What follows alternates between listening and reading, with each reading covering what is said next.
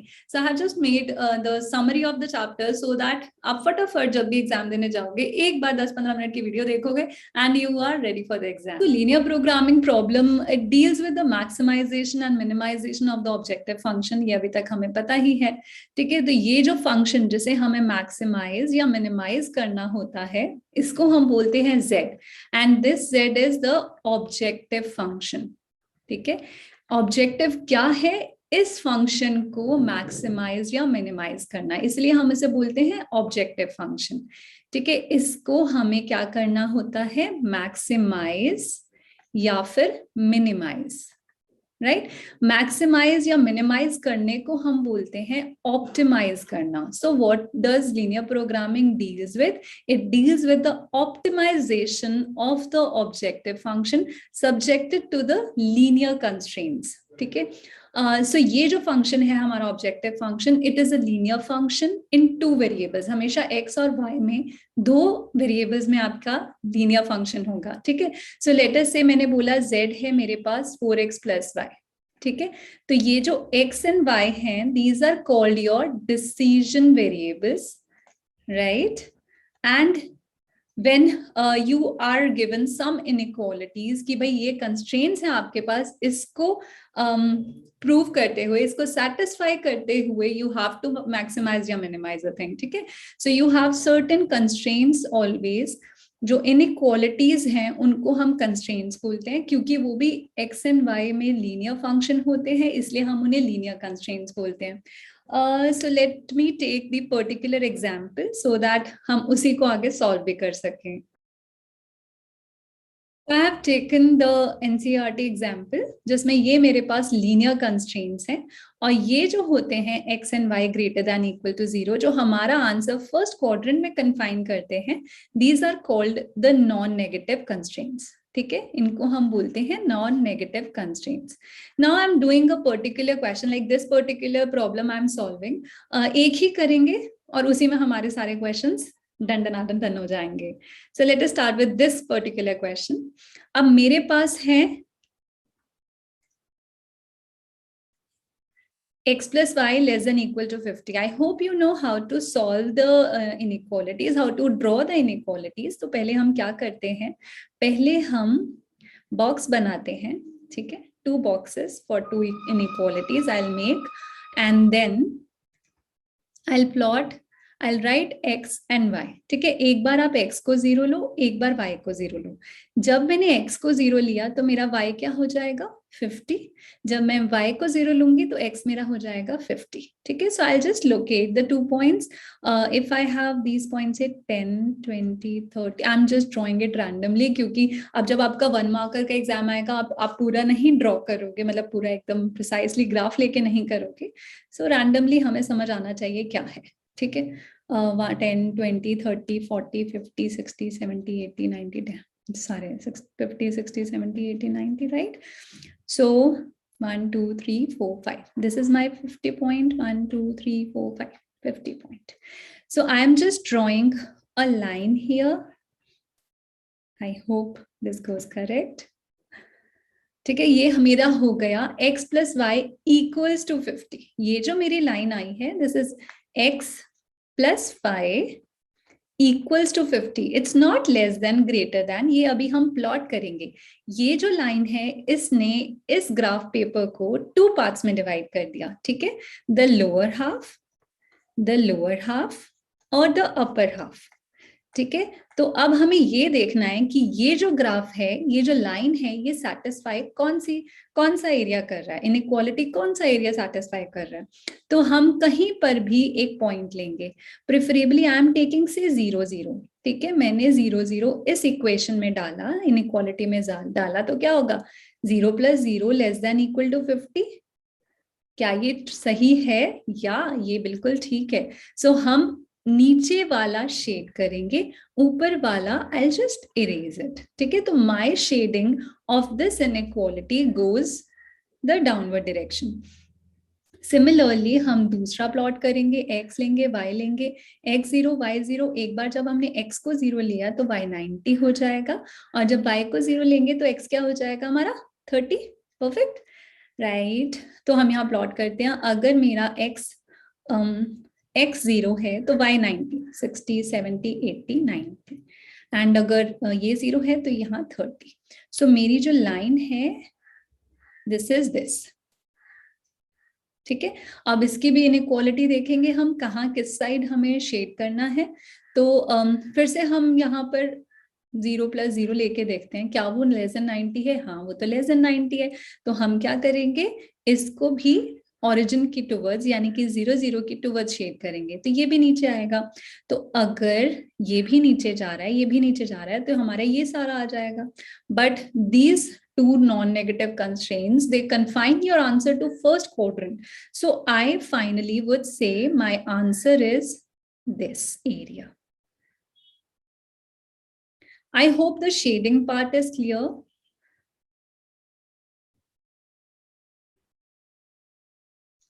Right? So this is my shaded area, यानी कि ये inequalities जो हैं ये simultaneously solve करके ये वाला आंसर देंगी, ठीक है। अब ये जो रीजन हमारा आता है, इस रीजन को हम बोलते हैं फिजिबल रीजन, ठीक है। फिजिबल रीजन या सोल्यूशन जो भी बोलते हो आप, सोल्यूशन सेट भी बोल सकते हो, फिजिबल रीजन भी बोल सकते हो। And every area beyond it, जहां पर ये दोनों इकट्ठे, चारों इकट्ठे सेटिस्फाई नहीं कर रही है, उसको हम बोल देंगे infeasible region. That is it, ठीक है। अब करना क्या है, फर्स्ट स्टेप हमने कर लिया, हमने सारी शेड कर दिया हमने रीजन को। Now our next step is to create the corner table, ठीक है। कॉर्नर टेबल हम क्रिएट करेंगे जिसमें हम 2 कॉलम्स बनाएंगे। So I will make box of 2 columns here, ठीक है, जहां पर okay this line is truly bad. So corner table हमने बनाया जहां पर हम कॉर्नर पॉइंट्स लिखेंगे in 1 column and the other column is z, ठीक है। तो z is 4x plus y and the corner points are this, this and this, ठीक है। ये तो समझ आ रहा है। यहाँ से हमारा हो गया 0,50, then this is 0,0, then this is 30,0. The other this point, ये थोड़ा डाइसी है, ये हमें कैसे पता चलेगा? देखो अगर हम प्रॉपरली ग्राफ बनाते, ग्राफ पेपर पे बनाते, तो हम शायद फिर भी लोकेट कर सकते थे कि what is my this point, but right now it's really difficult for me to figure out कि ये वाला पॉइंट मेरा क्या होने वाला है, ठीक है। So what I will do is I'll solve these 2 equations simultaneously. ये मेरी इक्वेशन क्या थी, 3x plus y equals 90. ये मेरी इक्वेशन थी x plus y equals 50. So I'm going to solve these 2 equations simultaneously, यानी कि substitution या elimination method से आप x and y निकालोगे so that आपके पास ये particular point आ जाए। जब आप 11th में किया था, आई होप याद हो कि ये वाले 2 पॉइंट्स को जब हम सॉल्व करते हैं, इनइक्वालिटीज को इक्वालिटीज को सॉल्व करते हैं, then it gives you the point of intersection, ठीक है। अगर मुझे 2 लाइंस का पॉइंट ऑफ इंटरसेक्शन निकालना है तो मैं इन दोनों लाइंस को सॉल्व करूंगी इकट्ठे। So I just solve it. This is 2x is equal to 40, so my x is 20 and correspondingly मैं किसी में भी डाल दूंगी तो मेरा y आ जाएगा, ठीक है। सो मेरे पास पॉइंट्स क्या क्या हो गए, ये 4 कॉर्नर पॉइंट्स हो गए।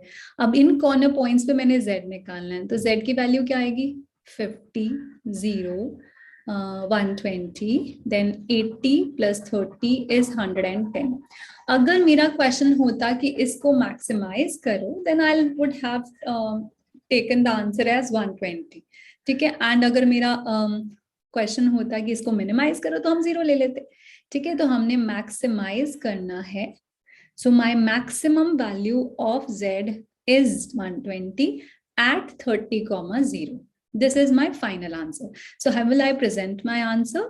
My answer is maximum z is equal to 120 at 30,0. अब आपके दिमाग में क्वेश्चन आ रहा होगा कि मैम इतना बड़ा क्वेश्चन थोड़ा ना आ जाएगा 1 मार्क का।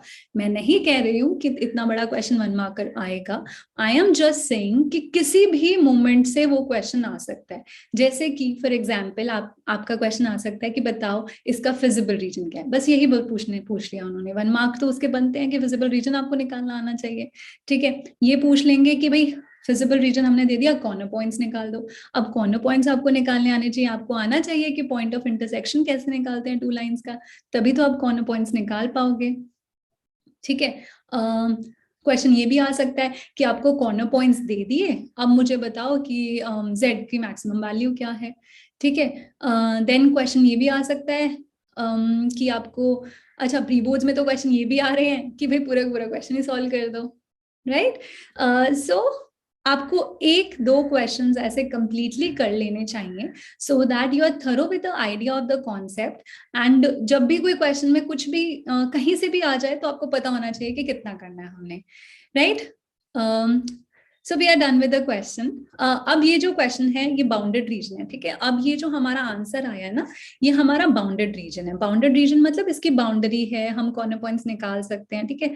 So what is a bounded reason, एक ये भी वन मार्कर बन जाता है, तो आप इस पे भी याद रखना कि बाउंडेड रीजन वो होता है जो एक कॉन्वेक्स पॉलीगन के अंडर कवर किया जा सकता है, ठीक है। तो अब कहीं पे भी वर्ड आ गया कॉन्वेक्स, सॉरी, सो कहीं पे भी वर्ड आ गया कॉन्वेक्स या फिर आ गया क्लोज्ड पॉलीगन या सर्कल के अंदर इनक्लोज्ड हो सकता है, enclosed with in a circle, तो ये सब बाउंडेड की बात है, आपको पता होनी चाहिए, ठीक है। एक इसमें जो सबसे सबसे इंपॉर्टेंट कंक्लूजन है वो ये है कि अगर आपके पास, सॉरी फॉर दैट, कि अगर ये जो हमारा z निकला है ना, हाँ, ये जो z आई वैल्यूज, ये तो सबके डिफरेंट आई हैं, यूनिक वैल्यूज आप बोलोगे आई हैं, लेकिन अगर किसी भी क्वेश्चन में z की दो वैल्यूज आ जाती हैं, मतलब सेम टू वैल्यूज आ जाती है, मान लो फॉर एग्जांपल अगर मैंने बोला कि यहाँ पे 110 आके 120 आ जाती, ठीक है, तो आप क्या बोलोगे, क्या लिखोगे आंसर को, तो आप लिखोगे maximum z is equal to 120 at, ये दोनों पॉइंट्स पे नहीं, at all points lying on the line segment joining the 2 points, line segment joining the 2 points, ठीक है। तो जब आपकी दो पे सेम आंसर आ जाता है तब आप क्या बोलोगे कि मेरे हर एक पॉइंट पे सेम आंसर आएगा, जो भी उस दो पॉइंट्स को ज्वाइन करती हुई लाइन सेगमेंट है उस पे, ठीक है। तो जब हम बोलेंगे मैक्सिमम z आया तो हम 2 पॉइंट्स आंसर नहीं लिखेंगे, हमेशा 2 पॉइंट्स आंसर ऑप्शन में जरूर होगा, आप लिखोगे इसका आंसर इनफाइनाइटली मेनी पॉइंट्स पे आपका आंसर आया है, आपका मैक्सिमम z आया है। I hope this is clear, ठीक है। I am repeatedly saying this is very very very very important question, अगर मैं होती तो मैं जरूर एग्जाम में देती। तो आपने अच्छे से करना है कि अगर सेम आंसर सेम z दो पॉइंट्स पे आ जाता है तो आप आंसर 2 पॉइंट्स नहीं लिखोगे, आप आंसर इनफाइनाइटली मेनी पॉइंट्स लिखोगे, या फिर all points lying on the line segment joining the 2 points, दोनों में से कोई भी तरीके से आपका आंसर प्रेजेंट किया जा सकता है।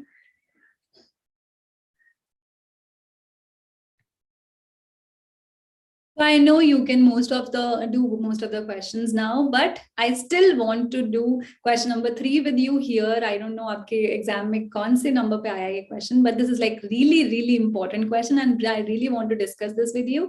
The corner points of visible region, I'm doing question number 3, right? Corner points of visible region determined by system of linear constraints are this. आपको z दे रखा है, आपको कंडीशन निकालनी है p एंड q पे so that maximum of z occurs at both points. तो जब हमें बोला गया है कि 2 पॉइंट्स पे आपका मैक्सिमा आ रहा है तो वो क्या होगा, सेम आएगा। जब बोला है कि 2 पे एक बड़ी चीज आ रही है तो इसका मतलब दोनों पे सेम चीज आ रही है तभी तो बड़ी है वो, है ना। तो आप क्या लिखोगे कि ये जो z है ये 15 पे और ये जो z है 020 पे सेम है, ठीक है। तो 15 पे आपका z, इसमें वैल्यू अगर मैं डालूंगी x एंड y की, क्या हो जाएगी 15p plus 15q, right? And then I'll just substitute 020 here. Oops. So I'll just substitute here 0 plus 20q, ठीक है। तो हमने यहाँ डाला, इसको इधर लेके गए, 15p is equal to 20 minus 15 कितना हो गया 5q। सो आपका 3p जो है वो 3p जो है वो q के इक्वल हो गया। So what relation is being satisfied is q equals 3p। Very very important question, इस क्वेश्चन को अच्छे से कर लेना, ठीक है। अगर फिर भी आपको कोई डाउट्स आते हैं, I am here always to help you out, do send me your doubts.